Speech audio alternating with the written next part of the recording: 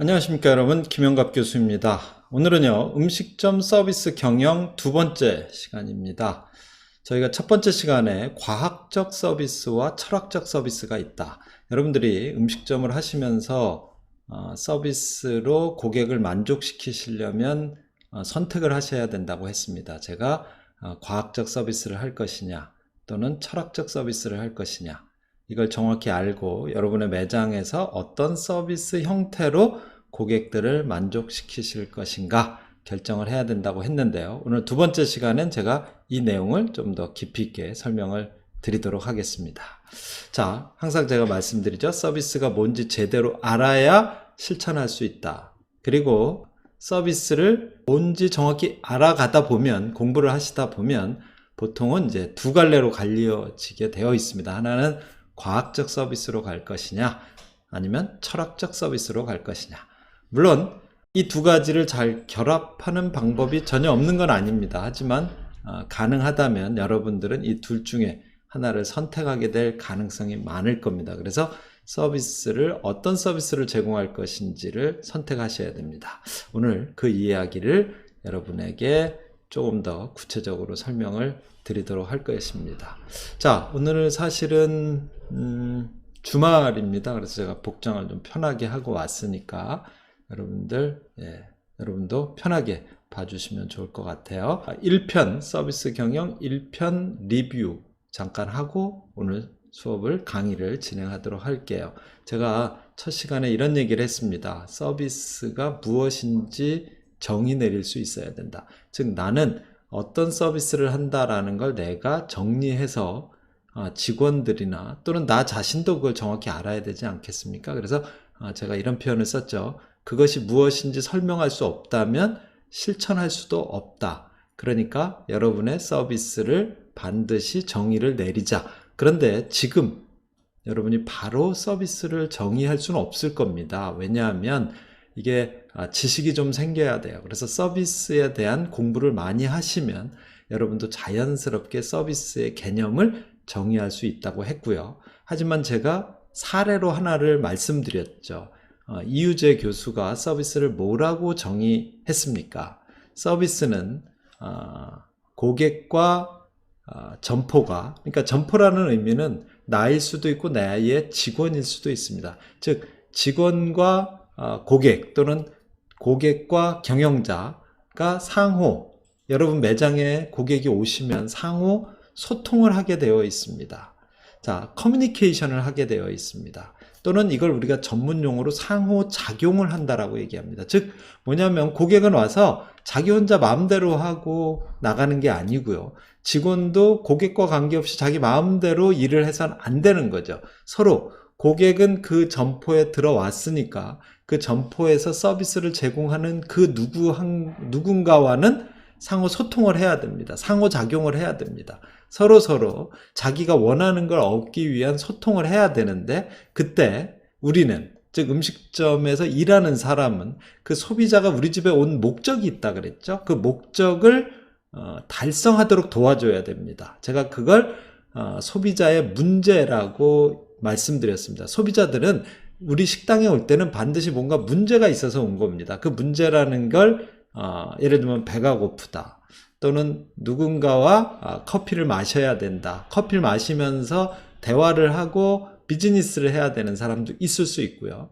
또는 데이트를 하기 위해서 식당 또는 카페에 온 사람도 있을 수 있습니다. 이 사람들이 목적이 있고 이 목적을 원활하게 잘 달성할 수 있도록 도와주는 걸 우리가 서비스라고 합니다. 그래서 어쨌든 여러분도 자신의 서비스를 완벽히 정의할 수 있을 때까지 서비스 경영을 공부해야 됩니다. 그래서 다시 한번 말씀드리지만, 고객이 우리 점포에 왜 왔지? 저 사람들이 우리 가게에 오는 이유가 뭐지? 단순히 커피를 먹으러 온다? 아닙니다. 단순히 고기를 먹으러 온다? 이것도 아닙니다. 그 사람들이 그거 먹는 것 그 이상의 뭔가 가치를 얻기 위해서 우리 매장에 온다는 얘기거든요. 그래서 스타벅스 같은 경우는 이런 표현을 쓰죠. 커피 가게라는 말보다는 제3의 공간이라는 표현을 더 많이 씁니다. 왜냐하면 사람들이 커피숍에, 카페에 단순히 커피를 먹기 위해서 오는 게 아니거든요. 학생 같으면 공부를 하려고 커피숍에 옵니다. 하지만 공짜로 커피숍을 쓸 수는 없으니까 할 수 없이 커피를 사 먹는 것 뿐일 수밖에 없는 것이죠. 자, 아까 얘기한 것처럼 비즈니스맨들은 일을 하기 위해서 커피숍을 올 겁니다. 스타벅스를 올 겁니다. 이와 같이 고객이 우리 점포로 오는 차는 목적을 우리가 명확히 알게 되면 자동적으로 아까 말씀드린 것처럼 그들이 그 목적을 달성할 수 있도록 우리는 돕는 역할을 해야 되고, 그걸 우리는 서비스라고 한다고 했습니다. 그래서 서비스를 정의 내려야 우리가 저 사람에게 서비스를 어떻게 할지 설계할 수 있다라고 제가 말씀드렸죠. 그런데 그 설계를 할 때 둘 중에 하나를 선택해야 된다고 했습니다. 하나는 지금 여기에 나오는 것처럼 친절하게 사람을 이용해서 뭔가 그 사람만의 개인화된 서비스를 할 것인지, 아니면 이렇게 기계를 이용해서 표준화된 서비스를 할 것인지, 이게 이제 오늘 두 번째 수업의 사실은 핵심인데요.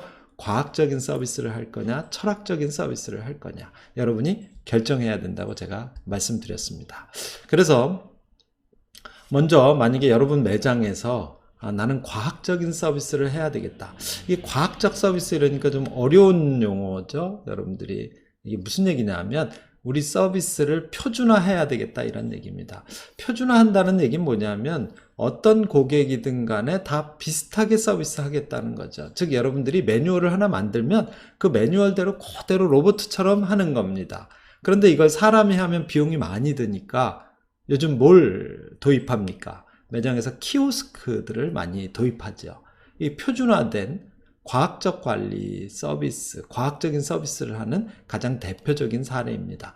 사람이 하는 것보다 오히려 기계가 정해진 절차에 따라서 소비자가 우리 매장에 와서 얻으려고 하는 목적을 달성하도록 도와주는 걸 사람이 안 하고 기계가 할 수도 있다는 거죠. 물론 사람이 해도 상관없습니다. 하지만 사람이 하는 것보다 오히려 기계가 하는 게 훨씬 더 만족도가 높아질 수도 있어요. 왜냐하면 사람은 그때그때 자기 기분에 따라서 불친절하게 할 수도 있거든요. 하지만 기계는 극도로 친절하게는 안 하지만 고객이 기분 나쁘게 불친절하게도 안 하거든요. 그러니까 오히려 기계를 쓰는 게 훨씬 더 좋은 서비스가 될 수도 있다는 겁니다. 그래서 여러분 화면에서 지금 보시면 맥도날드가 키오스크를 거의 모든 매장으로 지금 확대하고 있는데, 이 키오스크를 이용해서도 고객 만족도를 높이기 위한 서비스를 계속 개발해내고 있습니다. 그래서 여기 화면에 보면 맥도날드 앱 쿠폰을 키오스크에서도 쓸 수 있습니다.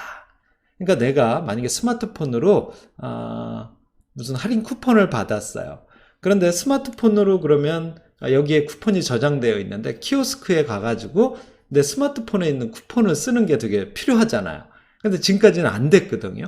근데 지금 이제 그걸 쓸 수 있도록 우리가 키오스크를 더욱더 발전시켰다 이런 얘기입니다. 이게 바로 표준화된 과학적인 서비스의 아주 중요한 사례가 되겠죠. 그래서 여러분이 서비스를 우리는 표준화해야 되겠습니다. 그래서 과학적 서비스를 제공해야 되겠습니다. 이런 생각을 갖는다는 건 무슨 의미냐면, 일단 여러분들의 음식점이 주로 업태를 기준으로 봤을 때 패스트푸드 쪽에 가까운 음식점일수록 이런 과학적인 또는 표준화된 서비스를 제공하는 게 훨씬 더 유리할 수 있다는 겁니다. 그래서 이런 서비스를 하려면 서비스를 체계화시키고 표준화시켜서 누구나 그 표준화된 매뉴얼을 보고 그대로 할 수 있도록 교육을 시키는 게 좋겠죠. 그런데 그때 가능하면 기계를 쓰려고 여러분이 노력을 할 겁니다. 왜? 그게 훨씬 더 효과가 좋거든요. 그래서 키오스크라고 하는 기계를 도입하기 시작합니다. 뭐 예를 들면 여러분들이 일반적으로 어디 햄버거집에 가서 주문을 할 때 터치스크린에서 주문을 하시잖아요. 여러분이 직접. 이거 키오스크라는 기계를 쓰고 계시는 겁니다. 그럴 때 우리는 보통 이런 설계를 하는 걸 전문용어로 서비스 청사진이라고 한다고 했죠. 제가 서비스 청사진에 대해서는 다시 한번 강의를 자세히 해드릴 거니까 그냥 이런 게 있다라고만 오늘은 생각하셔도 좋습니다. 그런데 이런 과학적인 서비스 또는 표준화된 서비스를 하는 목표가 있겠죠. 목적이 있겠죠. 음식점이 표준화된 서비스, 과학적인 서비스를 하겠다고 마음을 먹는 건 무조건 선택해서는 안 됩니다. 그렇게 선택하는 이유가 명확해야 됩니다. 그건 뭐냐? 비용을 최소화하겠다는 겁니다. 보통 우리는 다른 비용이 많이 들어가니까 이런 서비스에 들어가는 비용은 좀 최소화시켜야 되겠습니다. 아니면 우리는 고객한테 가성비로 가성비로 고객을 만족시키려고 합니다. 즉 고객은 저렴한 가격을 내면서도요, 배부르게 맛있는 햄버거를 많이 먹고 싶다. 큰 햄버거를 먹고 싶다. 패티가 두툼한 햄버거를 먹고 싶다. 이런 게 뭡니까? 이건 소비자가 가성비를 추구하는 거거든요. 즉 조금 돈을 내고 적은 돈을 내고 배부르게 식사를 하고 싶어 하는 사람, 즉 가치를 극대화하고 싶어 하는 사람, 이런 고객들에게는 오히려 이런 과학적인 서비스가 훨씬 유리할 수도 있습니다. 그래서 우리가 이와 같은 과학적인 서비스를 할 때 목표와 목적을 좀 더 구체적으로 말씀드릴게요. 아까 말씀드린 것처럼 과학적인 서비스 또는 표준화된 서비스를 하려고 하는 음식점들은요, 목표가 뭐냐? 가성비입니다. 그리고 가치의 극대화입니다. 자, 예를 들면 이렇게 얘기하면 여러분이 쉽게 이해할 수 있을 것 같아요. 보통 음식점들의 인건 비율이 평균적으로 요즘 거의 25 내지 30%까지 가고 있습니다. 물론 자기 혼자 하시는 분들은 인건비가 훨씬 적게 들겠죠. 하지만 직원을 2명, 3명 쓰시는 분들은 대체적으로 매출액에서 인건 비율을 계산해 보면 25 내지 30%까지 가는 식당들이 늘어나고 있습니다. 자, 식재료비는 몇 퍼센트가 들어갑니까? 식재료비는 보통 35 내지 40%가 들어갈 겁니다. 자, 그런데 이 집이 경쟁점들하고 싸워서 이기려면 이렇게 인건비도 많이 들어가고 식재료비도 많이 들어간다 그러면 자칫 잘못하면 남는 게 없을 겁니다. 아니요, 남는 게 없는 건 상관없어요. 고객들을 만족시킬 방법이 없는 겁니다. 왜냐하면 사실은 고객을 만족시킨다는 건 내가 음식을 더욱더 품질을 높게 제공하는 게 필요하거든요. 근데 내 경쟁자는 식재료비를 35% 씁니다. 그런데 만약에 내가 식재료비를 45%를 써서 똑같은 음식을 똑같은 가격에 판매한다면 누가 이길까요? 식재료비를 35% 쓰는 사람이 이길까요? 45% 쓰는 사람이 이길까요? 자, 그런데 여러분이 45%를 식재료비를 쓰면 남는 게 없다는 얘기입니다. 그래서 쓰고 싶지만 못 쓰는 거죠. 아니면 억지로 쓰면 어떻게 됩니까? 남는 게 없으니까 망하게 될 겁니다. 이럴 때 여러분들은 서비스 인건 비율을 줄여서 그걸 식재료비에다 투자하는 전략을 쓸 수 있을 겁니다. 그래서 인건 비율을 10% 절감하기 위한 서비스의 과학화, 서비스를 표준화시키는 것이죠. 그래서 어떻게 보면 서비스의 질은 약간 떨어질지 모르지만 고객이 불만을 갖지 않을 정도로 서비스의 질은 좀 낮추고요. 그걸 오히려 식재료비에다 투자해서 고객들이 가성비가 있다, 이 집은 가치가 높다라고 인식하게 만들어서 경쟁하는 겁니다. 여러분들 주변에 보면요, 요즘 예를 들면 뭐 무한 리필을 한다거나 이런 곳들 보시면 이런 걸로 경쟁하는 겁니다. 왜냐하면 무한 리필을 하는 집들은 대부분이 셀프 서비스입니다. 셀프 서비스를 한다는 건 뭡니까? 서비스를 표준화 내지는 과학화, 조금 서비스의 질은 떨어지지만 그걸 음식에다 투자해서 소비자의 만족도를 높이는 거죠. 그런 음식점을 이용하면서 소비자들은 불친절하다 이런 말 별로 안 합니다. 저 집 가성비 있다 이렇게 표현하는 거죠. 이게 바로 과학적인 서비스를 도입하는 목적이 될 겁니다. 그래서 금방 말씀드린 것처럼 이런 업장들이 대부분 셀프 서비스를 선호합니다. 셀프 서비스라는 건 뭐냐면요, 고객이 직접 자기가 자기 걸 가져다 먹는 거잖아요. 심지어는요, 자기가 자기 걸 조리하기도 합니다. 왜냐하면 예를 들면 고깃집 가서 어느 고깃집은 서비스를 해줍니다. 즉 뭐냐? 직원이 구워주는 거죠. 근데 어떤 집은요, 자기가 구워 먹습니다. 자, 그러면 자기가 구워 먹는다는 건 결국 뭡니까? 고객이 생산에 참여하는 겁니다. 고객이 서비스에 참여하는 겁니다. 즉 원래는 직원이 이걸 해줘야 되는데 고객이 직원이 되는 거죠. 대신에 고객은 돈을 조금 내고 더 많이 더 맛있는 걸 먹을 수 있다면 그건 고객이 선택하는 겁니다. 그런데 이렇게 셀프 서비스를 하시려면 전제 조건이 있죠. 서비스를 표준화, 과학화시켜서 고객들이 그걸 직접 쉽게 잘 할 수 있도록 교육을 시켜야 됩니다. 그런데 고객을 모아놓고 교육을 시킬 수는 없잖아요. 그래서 보통 맥도날드나 스타벅스나 이런 데 가보시면 여러분이 이런 걸 느끼지 않습니까? 뭔가 거기서 여러분에게 얘기하지 않아도 여러분은 알아서 카운터에 가서 주문을 하십니다. 그리고 어디선가 옆쪽으로 가서 커피가 나오거나 햄버거가 나오면 받아갖고 본인이 테이블로 가십니다. 누가 가르쳐주지 않습니다. 직관적으로 아는 겁니다. 또 먹고 나면 누가 시키지 않았는데도 쓰레기통에 갖다 버리고 나가십니다. 이거 고객이 알아서 다 하는 거죠. 이걸 뭐냐? 이런 걸 직관적인 물리적 환경을 설계했다라고 얘기합니다. 왜냐하면 소비자가 매장에 들어오는 순간 압니다. 아, 저기 가서 내가 알아서 주문해야 되겠구나. 아, 저기서 주문했으면 내가 저기서 커피나 햄버거를 받아가는 건 저 옆에 가서 받아가야 되겠구나. 거기 아마 사인이 다 되어 있을 겁니다.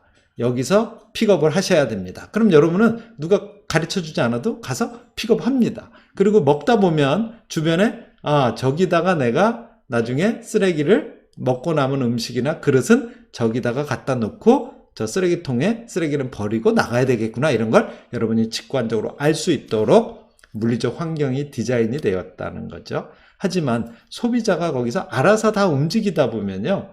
어떤 문제가 생길까요? 만족도가 안 높아질 즉 만족도가 떨어질 수 있다는 거죠. 그래서 우리가 그거를 어떻게 설계하느냐에 따라 소비자는 자기가 직접 생산하고 자기가 직접 서비스를 하는 그런 와중에도 오히려 더 재미있어 하고 즐거워할 수 있다는 겁니다. 이런 걸 우리가 전문용어로 체험 설계라고 합니다. 그래서 이런 과학적인 셀프 서비스, 표준화된 서비스를 도입하시려면 이런 서비스 디자인 능력이 뛰어나져야 됩니다.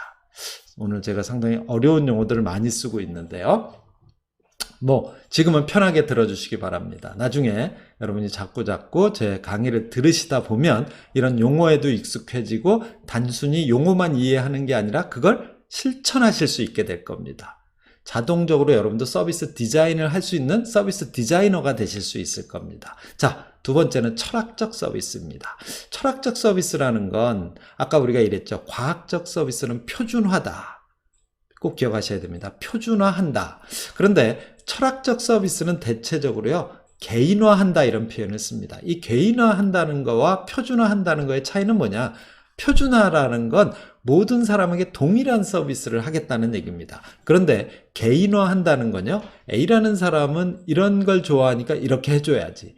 B라는 사람은 이런 걸 좋아하니까 이렇게 해줘야지. 그러니까 모든 고객에게 다 다른 서비스를 하겠다는 것입니다. 그러니까 사실은 개인화한다는 건 상당히 어렵겠죠. 그래서 보통 어떤 레스토랑에서 이런 걸 시도하겠습니까?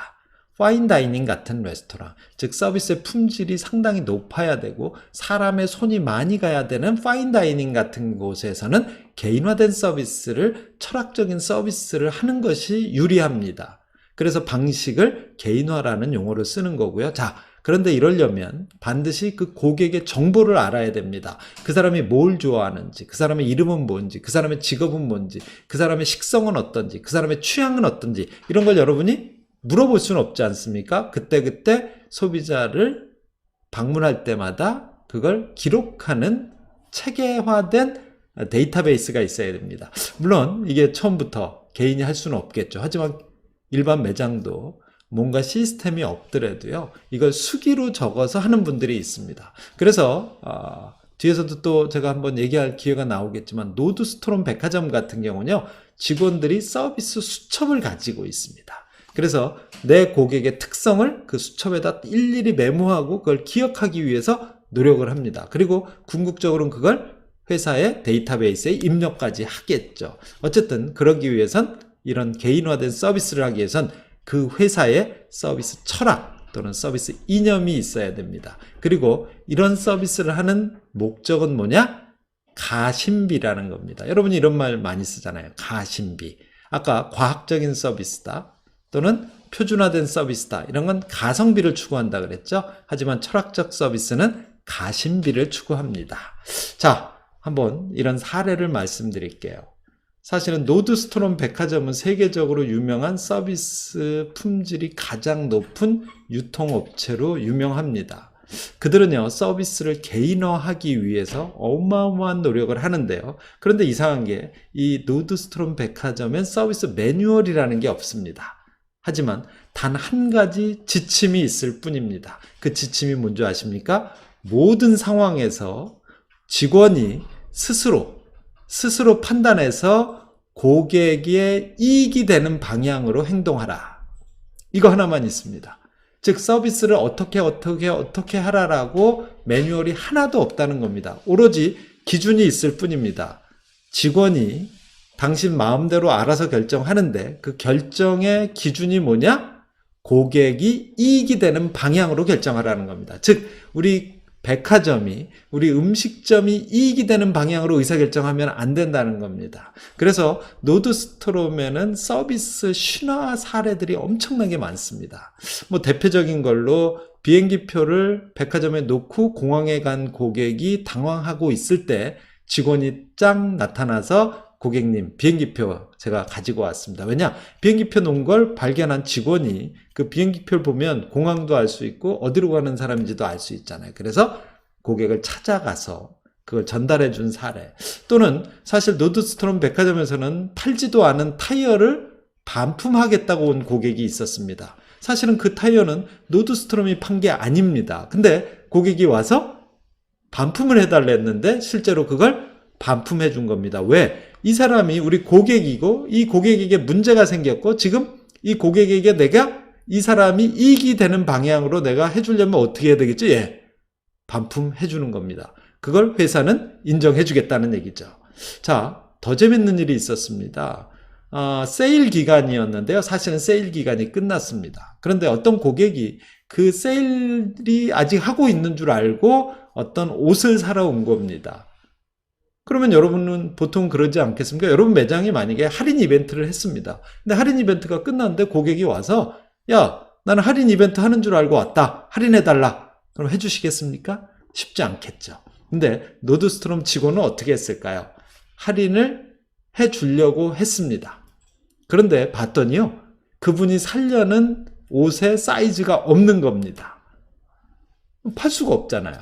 그런데 이 직원이 어떻게 했는 줄 아십니까? 그 옆에 경쟁 백화점에 가서 그분이 사고 싶은 물건 사이즈를 자기 돈으로 사갖고 와서 그걸 또 정가로 사왔는데 그걸 할인된 가격으로 주었다고 합니다. 어떻습니까?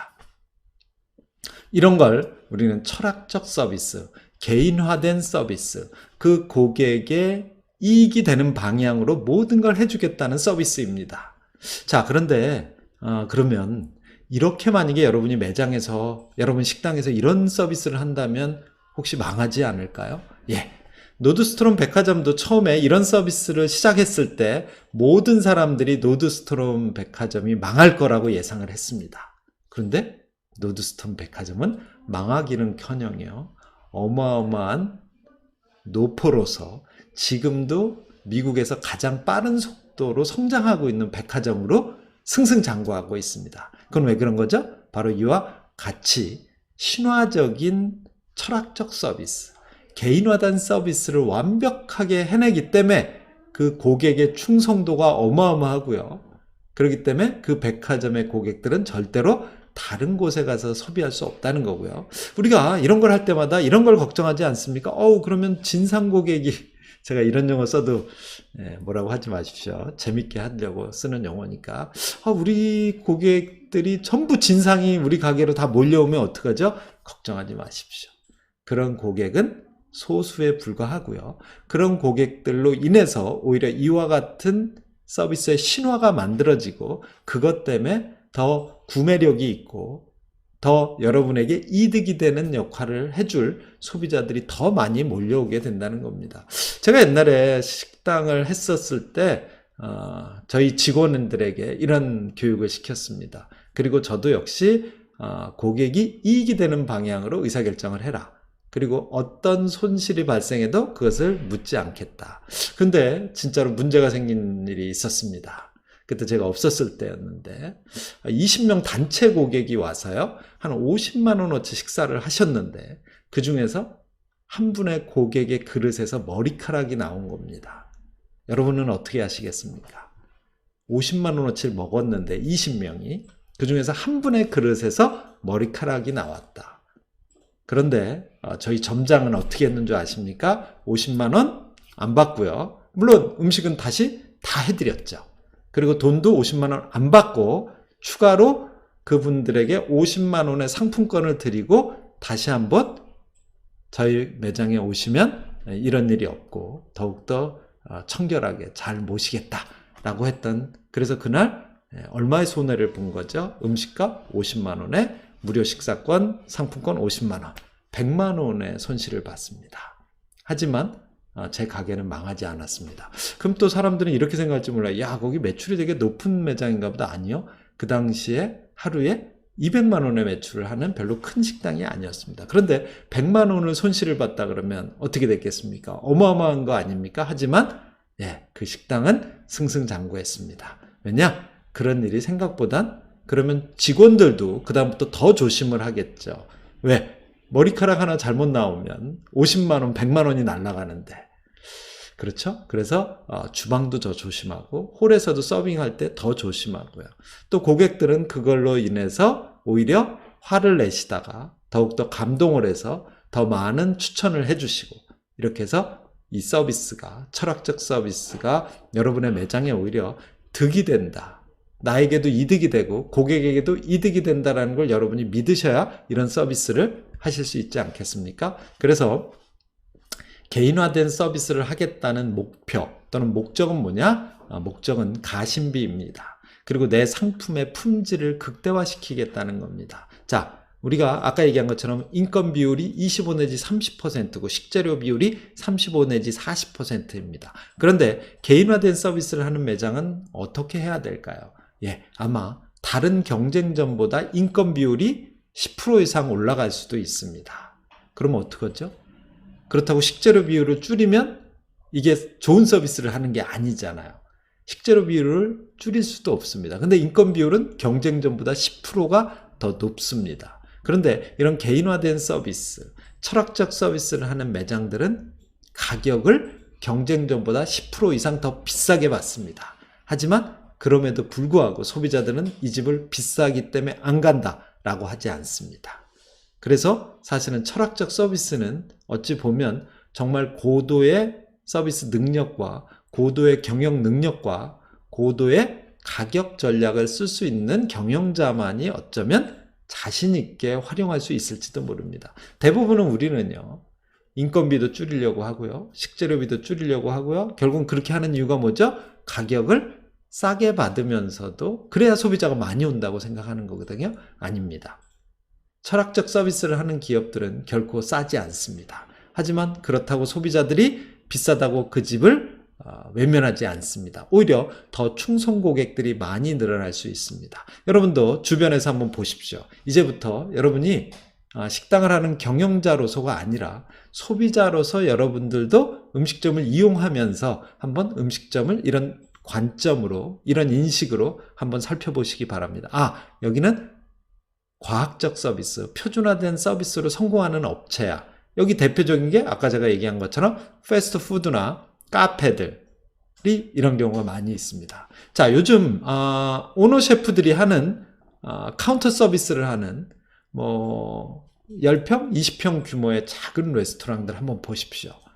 거의 극진한 개인화된 서비스를 합니다. 하지만 이런 데들이 어떻습니까, 여러분? 예를 들면 스시 오마카세 1인분에 막 30만 원, 40만 원씩 하는 데도 있고요. 최하 15만 원에서 20만 원씩 받습니다. 1인분에. 하지만 예약을 하기 힘들 만큼 줄을 서 있습니다. 자, 이건 뭡니까? 그만큼 서비스의 힘이 강력하다는 얘기잖아요. 비싸지만 기꺼이 지불할 용의가 있다는 겁니다. 이제 소비자들은요, 과거와 달라졌습니다. 그래서 결론입니다. 여러분들도 이제 서비스를 선택하셔야 됩니다. 이걸 또 전문용어로 서비스 컨셉을 결정하다, 이렇게 제가 얘기합니다. 여러분의 서비스 컨셉은 무엇입니까? 패스트푸드형입니까? 파인 다이닝형입니까? 이팅 마켓으로 가시겠습니까? 다이닝 마켓으로 가시겠습니까? 표준화된 서비스를 하시겠습니까? 개인화된 서비스를 하겠습니까? 과학적 서비스를 하시겠습니까? 철학적 서비스를 하겠습니까? 여러분이 선택하셔야 됩니다. 서비스의 표준화로 갈 것이냐, 서비스의 개인화로 갈 것이냐, 아니면 이 두 가지를 적절히 조합해서 다른 사람들보다 훨씬 더 가치 있는 음식점으로 만들 것이냐, 이게 바로 서비스를 여러분이 어떻게 제공할지를 결정하기 위한 지식에 해당하는 내용입니다. 오늘도 수고하셨습니다. 3편에서 더 좋은 지식을 가지고 찾아오도록 하겠습니다.